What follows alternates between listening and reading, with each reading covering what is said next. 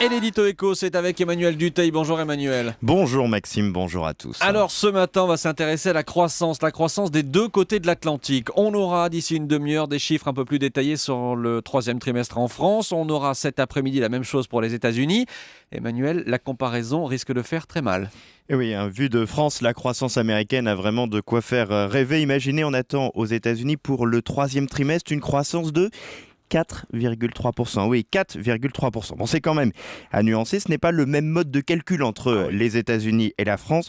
Si on doit faire une cote mal taillée pour comparer les deux, on va dire que sur ce troisième trimestre, la croissance américaine devrait être d'environ 1%, quand nous, on fait 0,3%. Bon, c'est bien évidemment quand même mieux pour les États-Unis. Puis si on regarde sur toute l'année 2014, eh bien les États-Unis devraient faire un petit peu plus de 2%, quand nous, on fera un tout petit 0,4%. Et qu'est-ce qui permet aux États-Unis de rester dynamiques ? Eh bien aux États-Unis, rien ne peut fonctionner sans consommation des ménages. Consommer, c'est vraiment un sport national là-bas. Et ça, c'est bien reparti grâce à la baisse du chômage. On est sous les 6% en ce moment.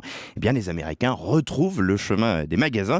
Et ça profite à tous les secteurs. Par exemple, les ventes de voitures sont en ce moment extrêmement dynamiques. Les taux immobiliers sont également à des plus bas historiques en ce moment aux États-Unis, et ça aussi, ça aide la croissance parce que ça fait repartir ce marché qui était vraiment à l'arrêt.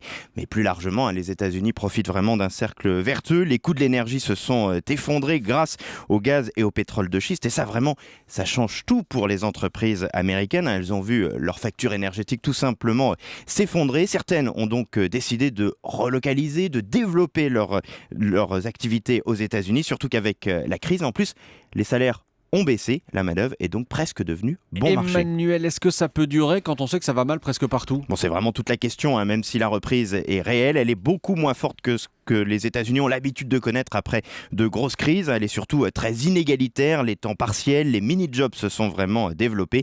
Puis surtout, il ne faut pas oublier que c'est encore une économie sous perfusion. La Banque centrale américaine tient tout à bout de bras, donc l'avenir reste quand même un petit peu incertain là-bas aussi. L'édito éco, avenir incertain pour les États-Unis. Emmanuel Dutheil, merci, à demain.